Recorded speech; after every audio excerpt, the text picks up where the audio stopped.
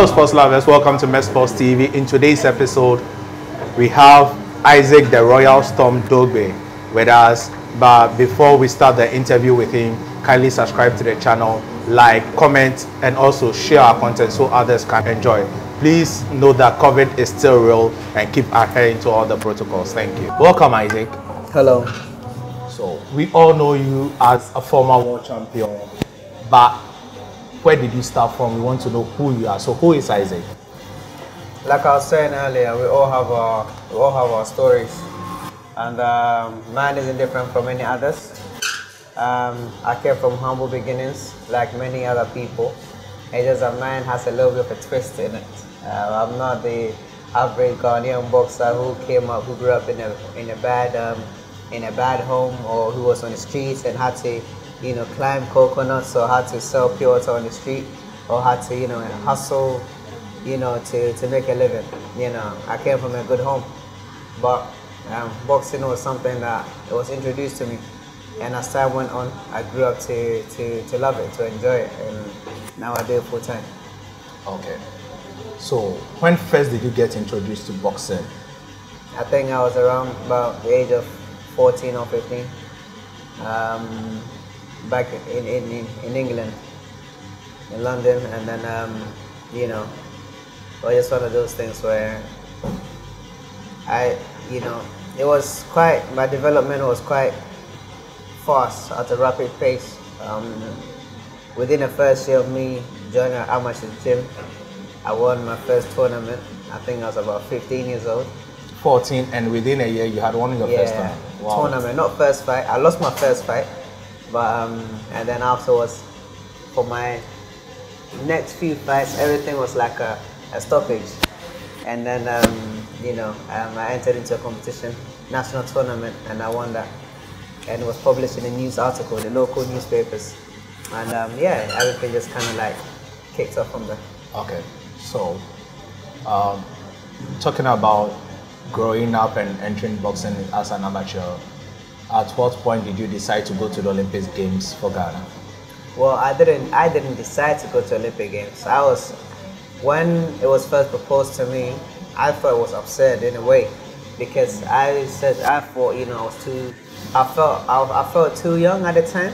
Then also, it was like the time was also so close. Thinking to myself that, well, people have been preparing for so many years. They have all the experience in the, they had all the experience, in the game. But I wasn't afraid. I wasn't deterred. I'm always up for a challenge. So when it was introduced to me, I said, okay, that's cool. Let's go for it. And God being so great, God was with me every step of the way. I came to Ghana, had a little bit of difficulties trying to get into the team. But like I said, God is always great, and I went for the qualifiers, and I was the only fighter from Ghana to qualify with a silver medal, and that was my ticket to the 2012 Olympic Games. Okay. Fast forward from the Olympic Games, now you turned pro. You made your professional debut, I think in Switzerland, right? Yeah. In Switzerland. Then you came down to Ghana. You won your African Championship. I think that was your first major championship as a pro. Mm-hmm. How was that feeling like? It felt really great, because given the fact that all the time we were always fighting overseas and coming here and experiencing the love and the support from the people, it felt really great. It felt like it felt different, because I knew that Ghana is a boxing nation, and people really loved fighting. People really loved the sport of boxing. So it was a great move from my team at the time to but really try and see Ghana in a different light, and see how we can also contribute to the success of Ghana boxing. Okay. Then from the African Championship, you started pursuing world level. Mm-hmm. Your first fight with this Argentinian, I was there at the Bukom Boxing Arena, Javier. That was the first fight I watched you. Then Caesar was my second fight. I think those are your two fights I've watched live. Okay. Great performances from Juarez. You were destined to world level. How different was that training from the previous training for the African Championship?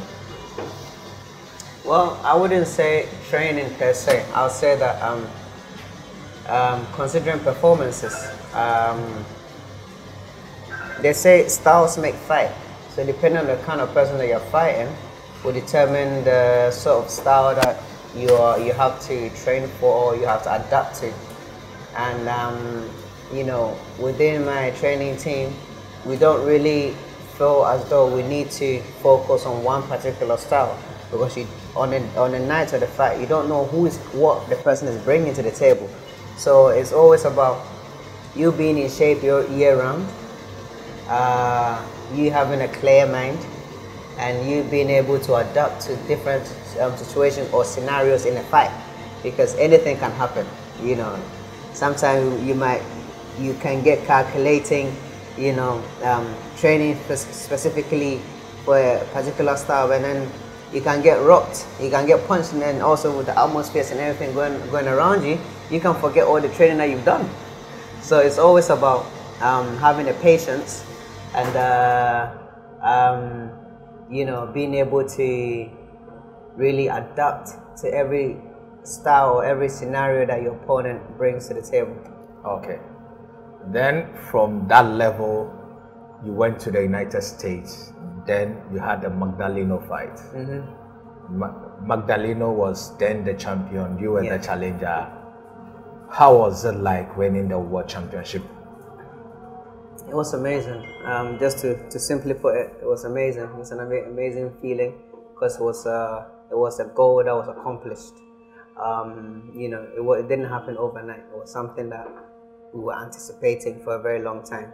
So it was one of those things where we had a plan, and the plan was coming from America to Ghana. You know, coming from America to Ghana, and kind of like govern the momentum from Ghana, and going back to the States, going back to the Big Apple, where the big names are. You know, to actually, you know, make a statement over there. You know,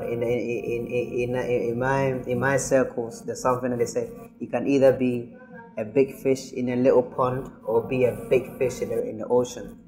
You know, and in the oceans, that's where all the sharks are. So if you are rocking with the big sharks, then you also have to be, you know, you have to be a top or a tough person too. Okay. Now you won the championship. After that, as at the time you won the championship, you were the 8th Ghanaian to be a world champion. That was a big accomplishment, and I think in your boxing career, I stand to be correct, but I think that's the biggest. Well, you know, when it comes to me, I don't know.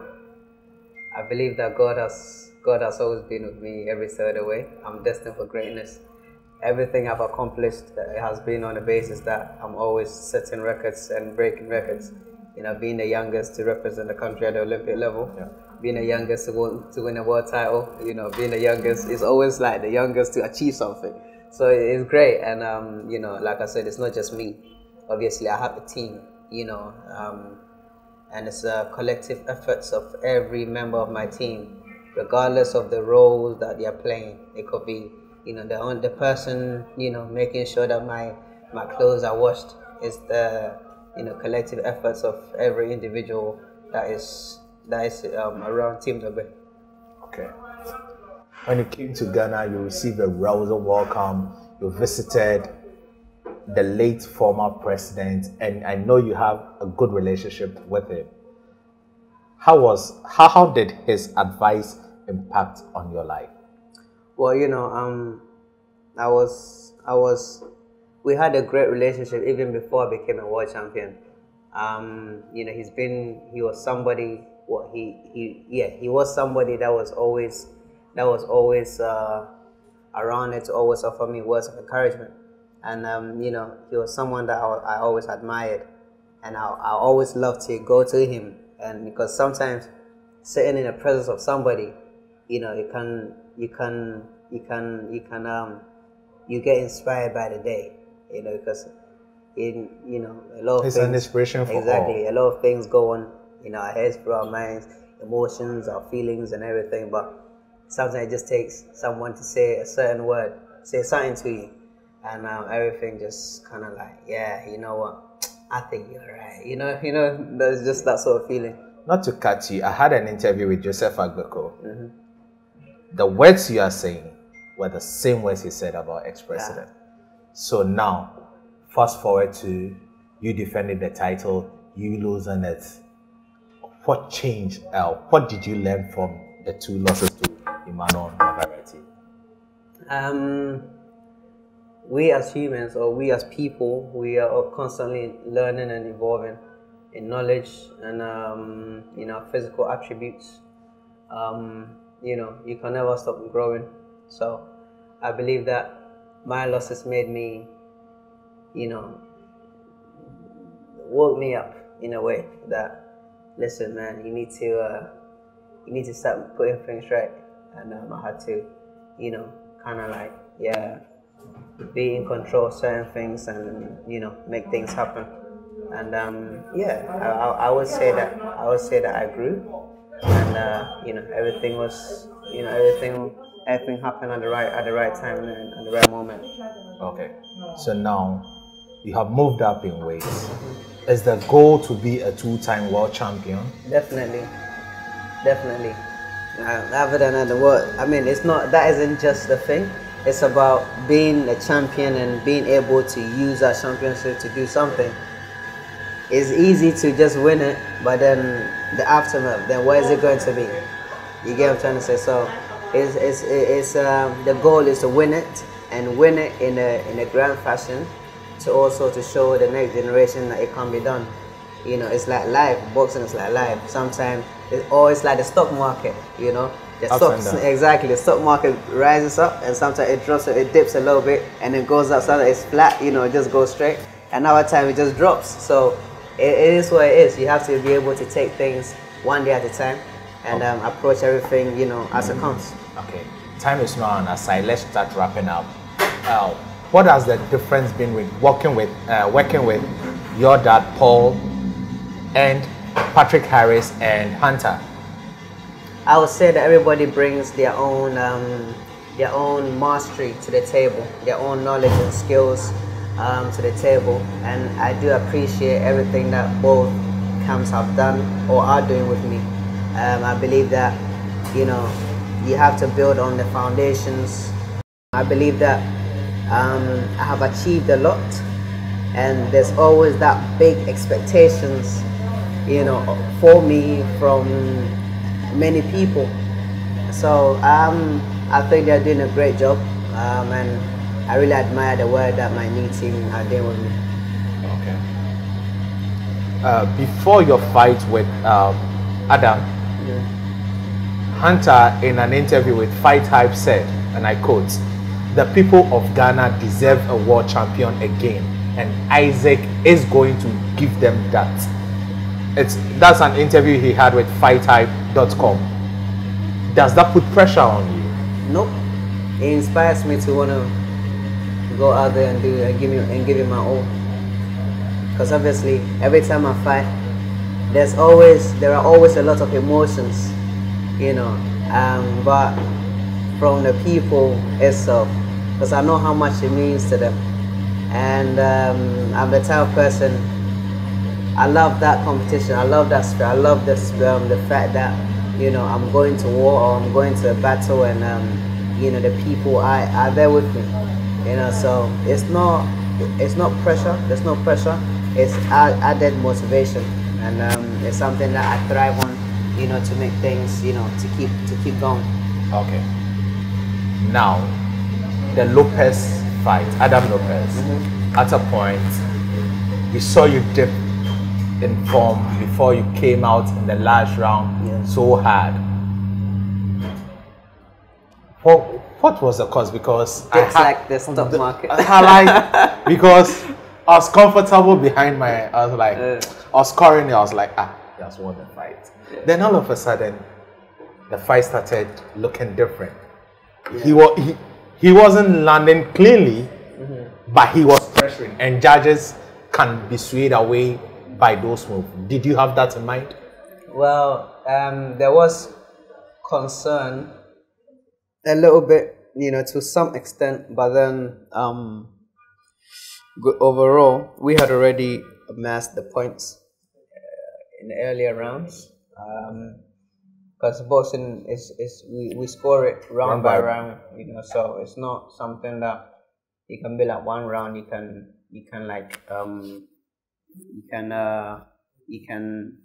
catch up in just one or two rounds. We had already made a round, so it was best to just get relaxed. Yeah, I did get tired, but obviously it's been I think a year or over a year since my last fight, so it was expected. I mean, listen, I thank God for the victory, and I thank my team for the word that they put in me. Okay. My last two questions. When next do you think you would be in a championship fight again? It's not that I think. Speaking with my co-promoters, they said right now we are currently looking around, God willing, October, December, between that time. October, December. Yeah. For a championship role. We don't know about a championship for the next fight. For the next fight. Listen, right now I'm not in no rush for a championship fight. Okay. The thing is this. The demand is there. The desire to watch Isaac Dogboe is there. Yeah. Not just in Ghana, but across the pond. So I'm not in no rush. I'm just taking my time, and whatever comes. Obviously, I would love for it to come early, but hey, listen, God's time is the best. You were scheduled to fight this Irish guy on BT. Yeah. Will that fight take place? I have no idea. He was supposed to fight. He got an injury, and it never happened. Life goes on. He when he recovered, he fought somebody else. I also fought someone else, and life goes on. Speaking to you, you've mentioned God several times. Tell us the role your spirituality plays in your life. God is the foundation of everything. You have to be able to. Nothing can happen without nothing coming from somewhere. Because there has to be a supreme being, and we believe that that is God, the omnipotent, and so without God nothing is possible, but with Him all things are possible. So for me, I believe that my life and my success and everything, I attribute them to God. So, in wrapping up, what will you tell Ghanaians to expect from Isaac Dogboe in his next bout? Expectations will always be expectations, but all I can say is that people should continue to support Isaac Dogboe, Team Dogboe, and they should rest assured, because the storm is still coming. Okay. Nahu, thank you for talking to us. Thank you. God bless. And thank you guys for having the patience, man. I really appreciate you guys. Welcome.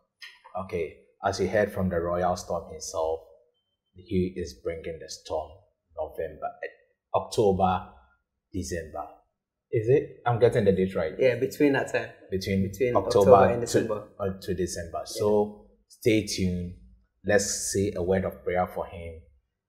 But before he gets into the ring, he must be healthy, injury-free camp, so that he can bring Ghana to the world level again. Thank you for watching. Stay positive. Au revoir.